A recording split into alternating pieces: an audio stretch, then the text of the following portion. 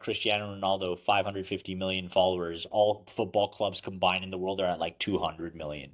So the individual is like so much more powerful than the brand. Hey, what's up, everyone? Welcome back to the channel. I'm Trent Dressel, and today I am joined by a special guest, Florin, aka Sales Flow. He's a director of sales and someone I follow on LinkedIn. He's a top voice, 44,000 followers. Florin, I know you're in the startup office today. You want to tell everyone what your office looks like and just that startup energy vibe? Yeah, 100%. So, yeah, we're here in Toronto. It's a small little area called Liberty Village where a lot of tech companies are.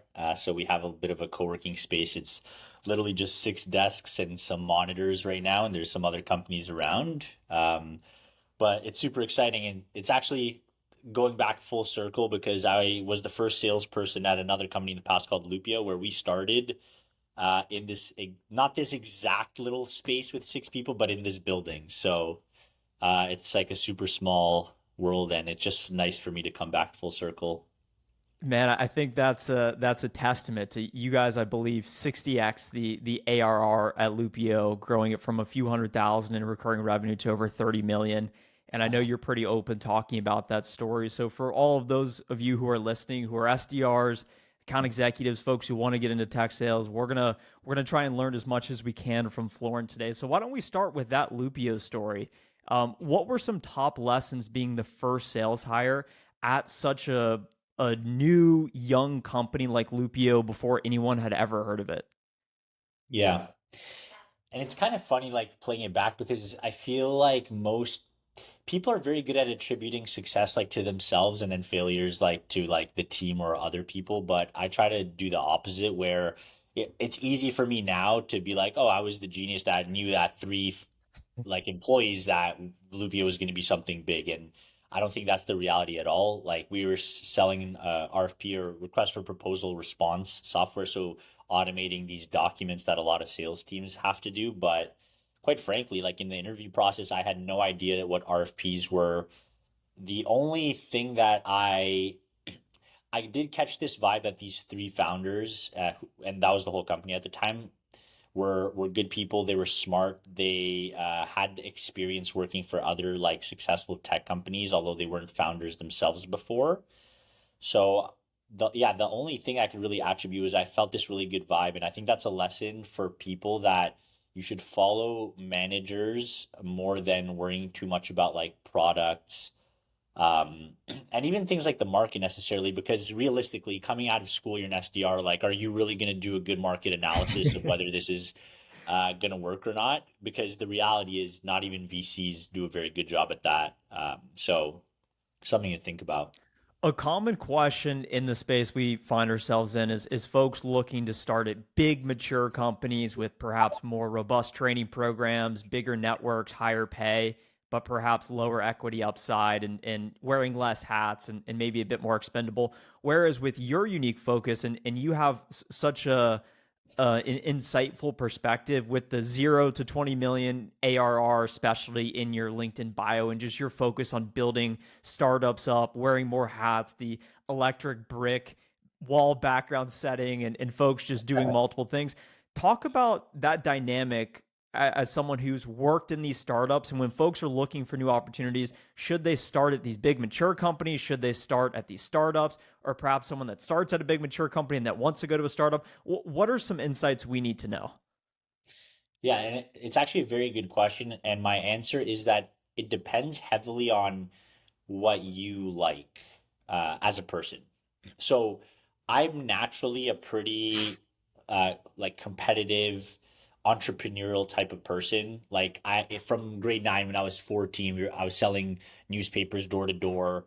I was selling college like pro paint jobs in high school. Try to start a company in university that like failed quite miserably.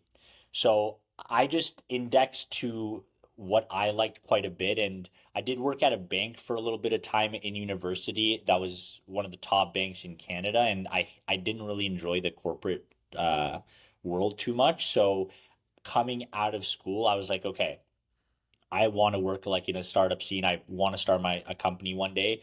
I'm young and I'm willing to take on this risk. And for me, I did get lucky in the sense that it ended up working out quite well, and that propelled my career. Like I had 5, 6 promotions in a 6.5 year period. Obviously, that led to me getting a ton of different opportunities in advising and where I am today. But I would say it depends on you. Like if you want to if you're less or more risk averse, I would go for a bigger company. I don't think it ever hurts to have like a Salesforce on your resume, for example, or even mid-sized companies now like the Gongs of the world outreaches. That's always going to help you, but I just don't think that that type of world is meant for everybody. So it depends what you like.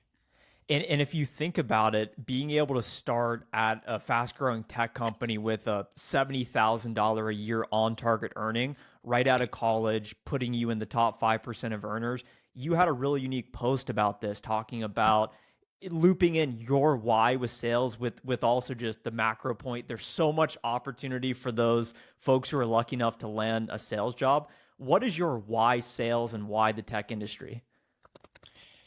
Yeah, so for a bit of background, so one, I'm Romanian, like my family is born in communism. It's the classic story. You leave like a terrible government and country at the time to give your kids a better life, right? So that's like one context for me that I think was super important. And then the second one, like I went to business school. I wanted to be the classic management consultant, investment banker, all that kind of stuff, because that's what business school pushes to you. And I had some stints in internships in that, and I just like really didn't enjoy it. And I was almost not upset at business school, but they never shed the light of how great tech and sales could potentially be. And even if you look at a lot of jobs in these more or what would be considered lucrative industries, like a lot of people, you're coming out of school and you're making the same amount of money as an SDR. Like there's so much Yeah. opportunity to not just as an SDR, but throughout your career ladder, make so much money there and working significantly less hours than people like investment bankers. Like I know I have a ton of friends in finance right now, like killing themselves 100 hours a week and pretty much making the same amount of money that like an accounting executive makes. So I think that's it's a path that I've been trying to shed light on for not just people in business school, but everywhere around the world to realize like if you end up looking at the average income in the US and in Canada, and then let's not even talk about like the full world at $70,000 a year, like you're making a lot more than most of the world. What is your relationship with work life balance being in the startup scene?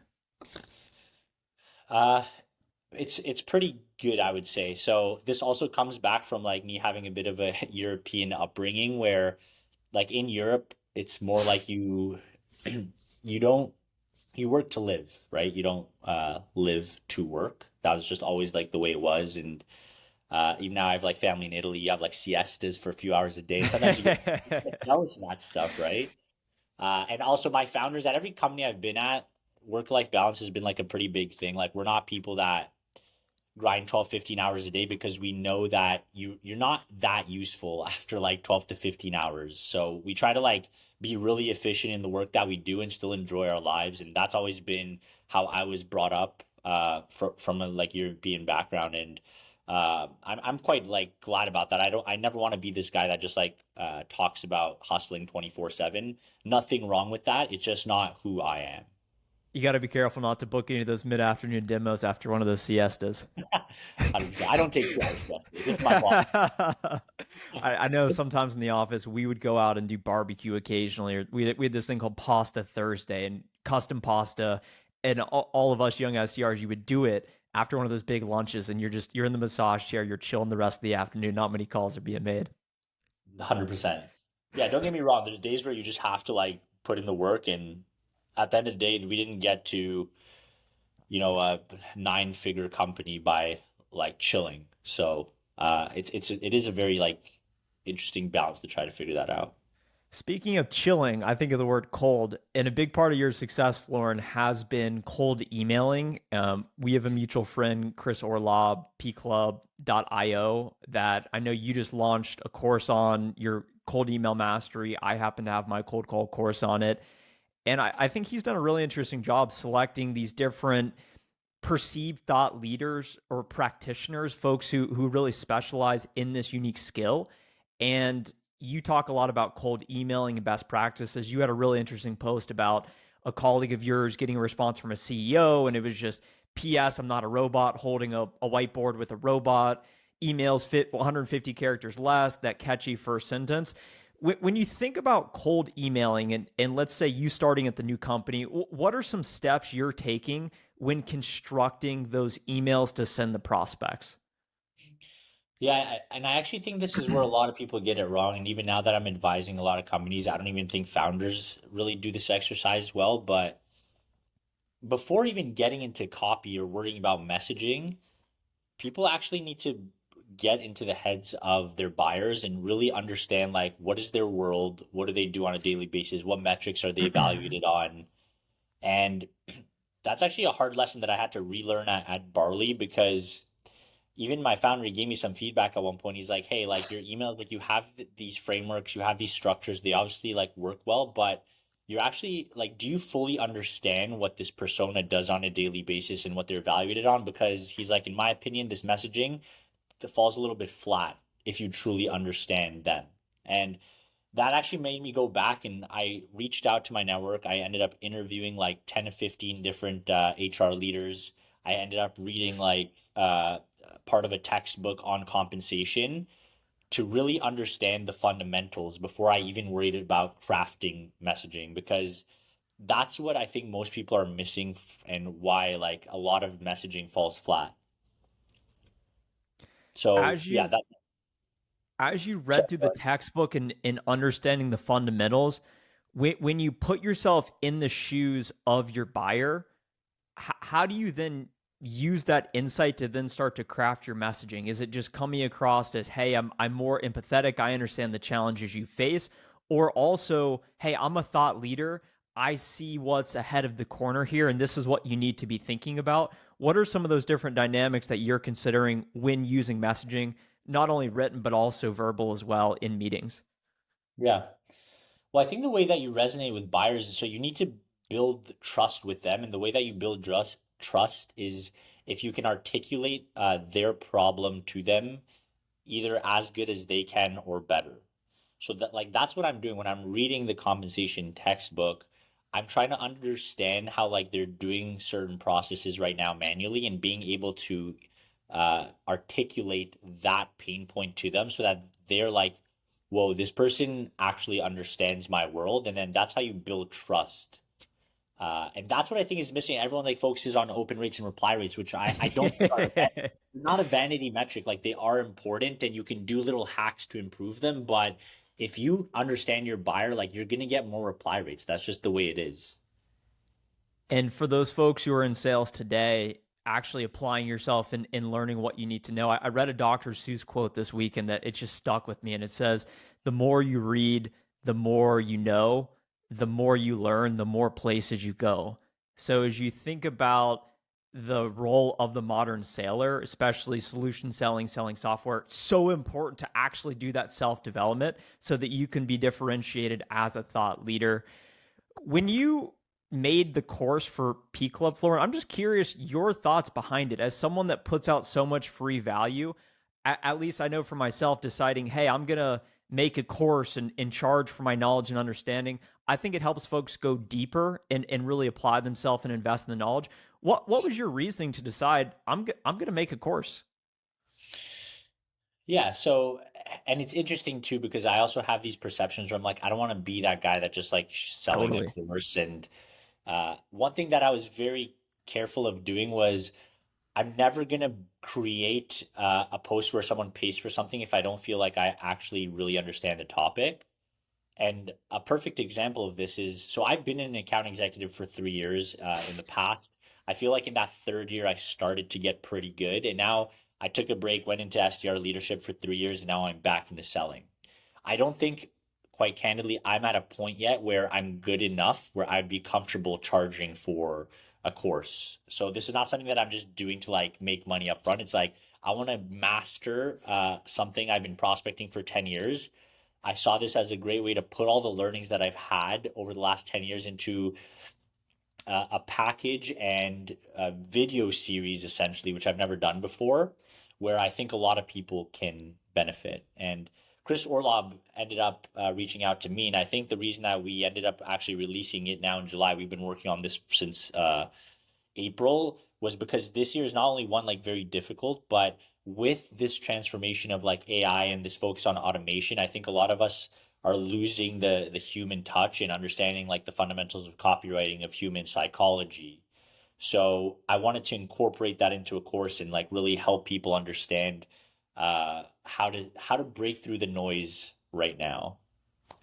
What are some of those top of mind psychology slash copywriting principles that reps can be aware of to implement today?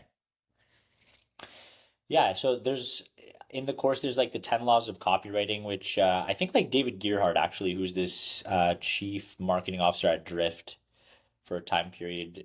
I don't know if he made them, but I learned those copywriting principles from him. And then what I did, I thought about, okay, how do you apply these to outbound specifically? And there's a few psychological principles which I think are super important. One is around telling a great story, which sounds like pretty simple, but I think one thing that people don't realize is the human brain is wired to learn concepts through stories, and it's one of the reasons why, like from early childhood, we all read like this the standard books that all have some kind of lessons in them. When you think about religion, when you think about mythology, these are all concepts that are being explained to you very young through a story because that's how they stick. So the idea to me was, okay, how do you translate this? Because you don't have a ton of time to build character development in a beginning, middle, and end in a cold email or in a cold call, right? So I tried to like bridge it essentially. And the way that we bridge that in outbound is through like the current and future state. So how do you paint a picture of the problem so that the prospect understands that you understand their world? And how do you portray this vision of what the future is going to look like for them through a narrative? And that's actually part of my cold email framework and how I think about writing, whether it's emails or LinkedIn messages. Another big one is around social proof, which I know everybody keeps talking about a lot, but like that's just the reality, right? We're more likely to trust a complete stranger on a review website, like if you go to Amazon reviews, than you would be to trust a salesperson or sometimes even like your friends. So just making sure that you're incorporating like relevant social proof. So I think another thing people get wrong with social proof is that, oh, like if I work at a startup, or if I'm selling into a startup, I'm just gonna drop like Coca-Cola as a case study or something like that, where it's like me and Coca-Cola have nothing in common in terms of the problems that we face on a day-to-day basis. So that's not relevant social proof. It's just social proof. So something to think about there. That's so funny. We made that mistake so often is in the message. Coca-Cola, Amazon, Microsoft. They're our customers. Therefore, you should work with us too. And then once you get a layer deeper and think about yourself in the shoes of that buyer, they have not at 10 million annual recurring revenue, they have nothing in common with a multi-billion dollar organization. And when you said the point around you need to be short, sweet, concise, telling a story, it led me to think about the sequencing and the cadences of outreach in cold outbound, because I know most reps today may be using an outreach or a sales loft or perhaps a HubSpot, something more manual, and they're doing a call, an email, a LinkedIn outreach, a post, whatever, sending a marketing note. How do you train your team to think about sequencing and messaging and just how often should you reach out? When should you stop? When should you start reaching out again? How many calls? How many emails? What are your thoughts? Yeah, and sorry, I don't know if you cut out there for a bit or I did, but I think I understood the gist of your question. So, like, how should you design a sequence? How many steps should you have? How do you break it all down? Is that accurate? Yes. Yeah.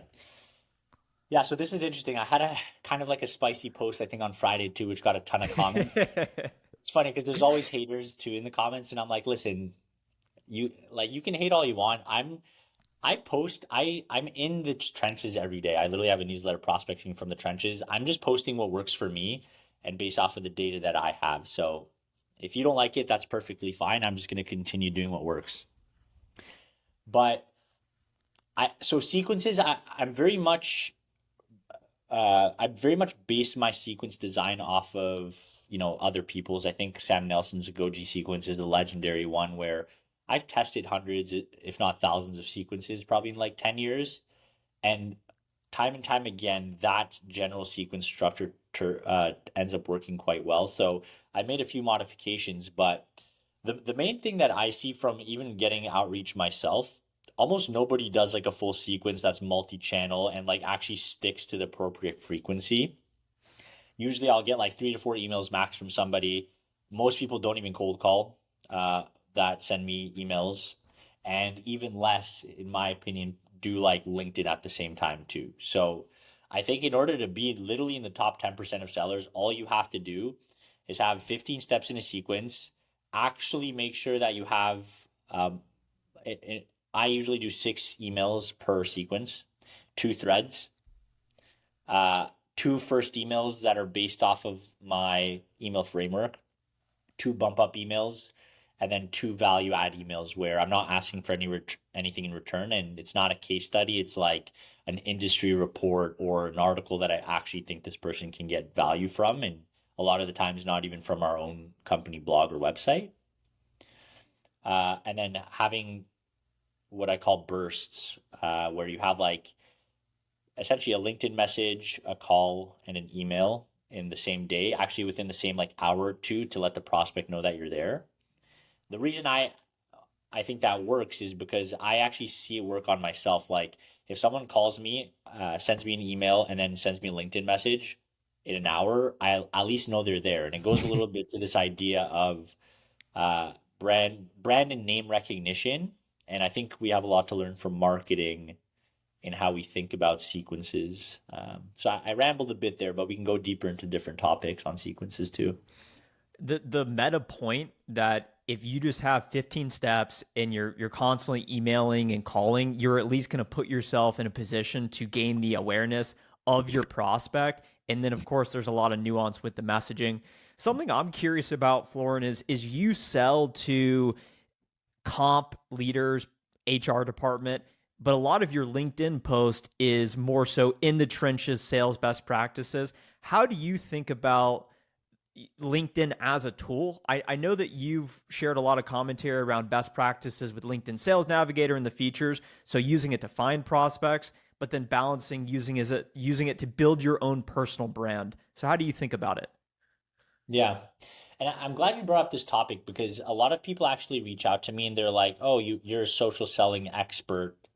Can you even do workshops or all this kind of stuff?" And one thing you'll notice from a lot of my content is I don't focus very heavily on social selling, specifically because I'm not very great at social selling, in my opinion. And one of the reasons I say that is because, as you mentioned, my audience is largely sales based. If I worked for a sales company or a sales like automation tool, I could leverage a lot of my LinkedIn to book meetings. But the reality is that I cannot do that for the HR persona. Not only do I not have people in my network that are in HR on LinkedIn as much as I do in sales, but I'm not a thought leader. Like I don't know enough to go out there and like really start posting, in my opinion. I want to learn a bit more. So I've made the conscious decision that I'm going to stick to my personal brand is about sales. I don't really use social selling to sell to HR. What I do is I do have LinkedIn as part of my sequence where I have a few different messages that I would consider sending that we can get into. But that's the main thing I want to kind of like just point out. So I'm not a social selling expert just because I post content on LinkedIn. It has to be relevant content for that persona to really leverage social selling well. When you think about these alternative communication channels to reach prospects, I've dabbled a bit in the LinkedIn voice message, where if you're a first connection and you have mobile, you can send a voice message on LinkedIn. I've researched using video a bit, but haven't really committed or doubled down to that. Outside of calling and emailing, are there any alternative ways that you think about communicating with prospects, trying to get their attention and set meetings? Yeah, so on LinkedIn, I've definitely experimented with the voice note as well. I think it's like it's pretty hit or miss in my from my experience, depending on the persona as well. Video, I've definitely like leveraged in the past, and I've talked about. I think Video is very good, but for me, it's not usually worth the time investment on a first step. For me, it's usually better once you've seen some kind of engagement like opens or like clicks in some of your messaging, or you've talked to them on the phone or are part of a sales cycle now as an account executive. That's when I think you invest the time to go deeper into video. Uh, Apart from that, the only other thing I've really experimented with was Twitter, and specifically like tech founders who I tend to find are on Twitter more than other people, like just sometimes DMing them. I tend to find that that inbox is still a lot less noisy than LinkedIn or email for them. So a fair amount of success, at least having conversations with tech leaders on Twitter. Why did you decide to start posting on LinkedIn and build a personal brand? I think so. I started in 2015. So it's been how many years has it been since I started? Was About eight that eight years. years? Yeah. So first of all, the lesson there is be consistent because I didn't just get like a following overnight, and I didn't actually become very intentional until during COVID, where I felt like I really had more time, and everyone had more time to just like focus on other things. But I'm glad I did. I think one, it goes back to this point around the fact that like nobody understood in business school, and even my parents coming from traditional backgrounds like as engineers were like, why do you want to get into sales? It just seems like they had this image of a dirty car salesman kind of, and a lot of people still do. So I'm just trying to elevate the profession and show people that this is like a way to financial and personal freedom. And there's so many people that I think would be so good at it, and you have so much to learn from sales and talking into different industries and different like executive buyers. How many roles do you know where you're talking to executives at like 22, right? It's not many. It's so funny. I remember showing up to so many meetings in early 20s. You're speaking with some mid 40s executive that's just on the ball, leads the charge, and you're in there and they're looking to you as the thought leader. Yeah. Yeah, it's very strange in many ways, and there's a lot of people, quite honestly, that I don't think are like ready to really talk to executives. And going back to like my experience from consulting and banking, if you actually think about it, the people that are prospecting and bringing in pipeline are the managing directors, the highest level people, right? It's just funny to me that tech somehow ended up like flipping that, maybe because our ticket prices are like significantly lower than these like multi-million dollar deals. But the type of like skill set that you develop in your potentially like in your early 20s, I think is like insane, especially if you want to become an entrepreneur and start your own business. There's really nothing like it. And the whole reason I'm posting is to shed light to it and because I'm truly passionate about sales. How do you think about a current tech sales stack today? So, for example, when I worked at my previous company, we relied on Salesforce as the CRM. Zoom Info was a tab I always had open all day to get the direct numbers. Outreach, I was in there a lot. Sales Navigator, of course, crucial. I actually just bought that on my own personal core because I thought it was so important to just finding prospects navigating. I really like Clary as you think about moving downstream a bit, managing your pipeline. Of course, we use Lupio. That was so helpful for a few RFPs. And there's some other niche tools in there as well. What do you view as is the mission critical tech stack for reps? Yeah, and obviously it depends on the stage of the company you're at. So with the lens of right now being like a seed stage company where budgets are obviously tight and you want to be efficient, the keys are obviously the CRM. So we're using HubSpot right now, like obviously way cheaper than Salesforce and more user friendly and simple to use. Although I've used Salesforce myself for like 8 years. Um, then you obviously the sequencer and like the data. So right now we've combined that. Currently, I'm using Apollo for the data of contacts and also sequencing. We do use Clary, but more like the co-pilot for call recordings right now. So I think that's also key just to not only like get coached and get feedback, but to send snippets to like product or engineering. Like we always have threads going on like call recordings to be like, oh, this is what you could have done, or here's like why they wanted this, and here's the context. So I think that's super important.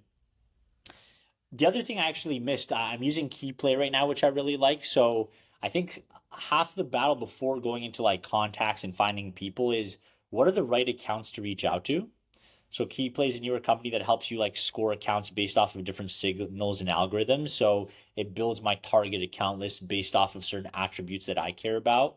I think that's something that a lot of people don't have in their stack. And you kind of go off this like gut feeling, or you're running reports in your CRM to try to figure out like what are the similar attributes of accounts that we've won in the past.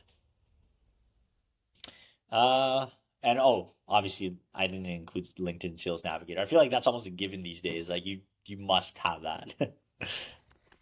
You had a That's pretty much spicy it. post. You had a spicy post, Florin. You talked about that in 5 years, the outbound SDR could be replaced by sales tech that already can automate a lot of the sequencing messaging. You even shared a post that an AI call voice was able to set a meeting with a real human. I didn't listen to it, but that's super fascinating. How do you see this sales tech and AI bleeding into this world of outbound and generating pipeline? From your vantage point, what are you seeing, and perhaps what are some predictions to come? Yeah.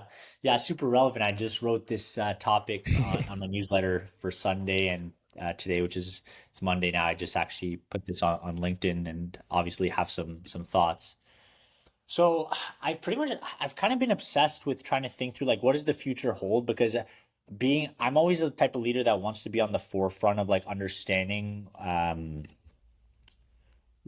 like how can I make myself better? How can I if there's something that I can automate, how do I do that? How do I there used to be this idea that you would just hire like a ton of sales reps and like that was like kind of the end all be all. You want to have a 100-person sales organization and be this great leader. Well, now I've kind of shifted to how do we get to like 100 million in ARR with like 5 reps and be super lean and super automated and like keep things very simple. So one thing I've realized talking with different people now and getting demos from different tools is that a lot of the work that an SDR does on a daily basis is already beginning to get automated. The thing that we're missing now is like the context or the very relevant messaging, or even like ChatGPT. It doesn't spit out great emails yet, but it's like slowly and exponentially getting, not slowly, it's exponentially getting better. So when you look at, I don't know, have you heard of Clay, for example? No. So Clay is like a crazy software, and I'm not getting paid by them or anything, but uh, somebody showed me recently you could literally build out a full sequence, automate all these steps, and literally have a sequence that looks like it's fully relevant and personalized without you having doing anything. It's like kind of complicated to go into right now. I can like we could link a video of somebody building the sequence, but I saw it firsthand and I was like legitimately blown away. And I didn't realize we were that close to automation. Then you have I shared that link of the AI. So an AI literally called somebody on behalf of Tesla, like a real person, and ended up booking a meeting.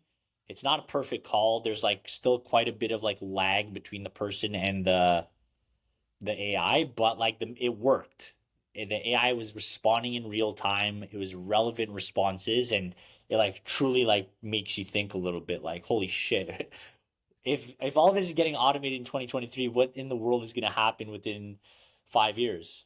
So my prediction is that the entry level SDR role is going to be gone in roughly 5 years, specifically because I don't see anything as of now that that entry level person with no industry expertise cannot do or can do that AI can't do. I think outbound pipeline goes down almost to zero at some point. Reason being that imagine you have artificial intelligence that can send out perfectly timed emails or calls right when you need something based off of like certain signals and triggers. What's going to happen? You're going to have literally 1,000 perfect messages that are timely in your inbox. It's like it's going to be impossible for you as a human to consume. So what ends up happening, in my opinion, there's 3 new forms of pipe, not 3 new forms, but these are the forms that I think are going to prevail. One, the content leader or thought leader that has a presence in that market. I think Lavender does a very good job with this. Lavender doesn't have any SDRs right now. They literally hired big time content creators that put out content that's relevant to their brand, and that's how they're building pipeline. I think that's the future in many ways, where the individual is much stronger than the brand.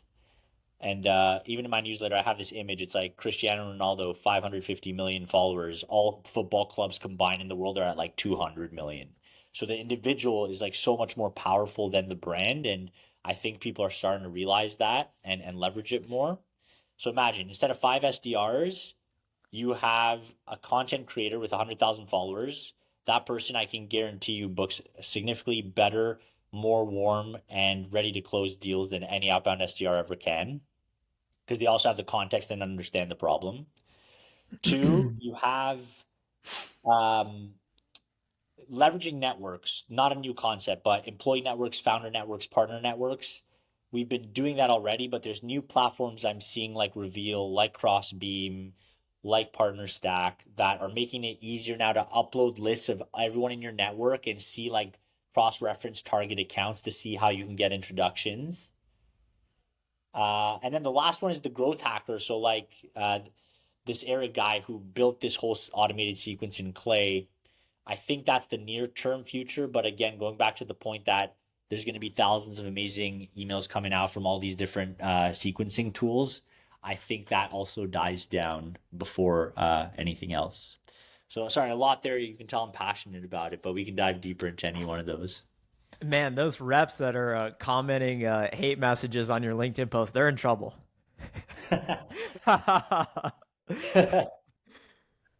They're in big uh, trouble. So what I'm hearing is, would you say LinkedIn is really digital frontier? It's the single source of, okay, the thought leader, where are all the buyers at, and where are they sharing the thought leadership? It's primarily LinkedIn. Of course, we talked about Twitter; it's a little bit different, but LinkedIn is a real place you can post thought leadership and get pipeline. When you think about using these tools to identify these commonalities in network, it seems like LinkedIn connections, or maybe there's some way of looking at past messages or communication to determine the stickiness or perhaps past experience tenure at the same company together. Do you view LinkedIn as this single source of most up to date data that's going to be where everyone's playing at and using in the future? uh, kind of, but so an important distinction there. I think like LinkedIn is going to be it's a source of data for like an account where the like who works there and essentially find like the initial identification of the account and the prospect. But in the sense of like a thought leader that a company's going to hire to build pipeline, I think LinkedIn works very well if you're selling into like sales and marketing.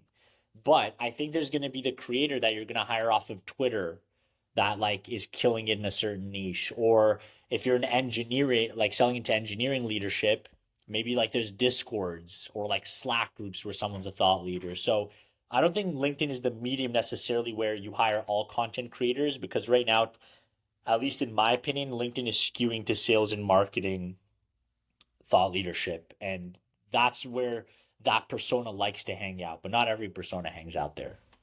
How important is it for the average employee to have a personal brand or not? Because I know some reps make an emphasis of putting themselves out there trying to build a following. Some don't and just want to focus on their performance.